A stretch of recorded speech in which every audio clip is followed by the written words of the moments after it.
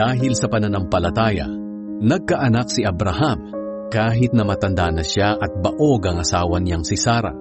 Dahil naniwala si Abraham, natutuparin ng Diyos ang pangako niya na magkakaanak si Sarah. Kaya mula kay Abraham na wala ng pag-asang magkaanak pa, nagmula ang isang lahi na kasindami ng mga bituin sa langit at buhangin sa dalampasigan.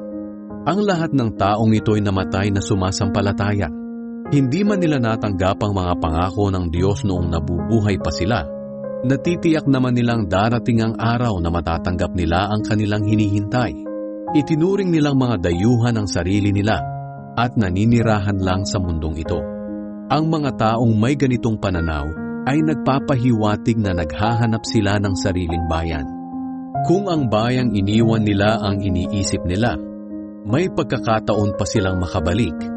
Ngunit hinahangad nila ang mas mabuting lugar, at ito'y walang iba kundi ang lungsod na nasa langit.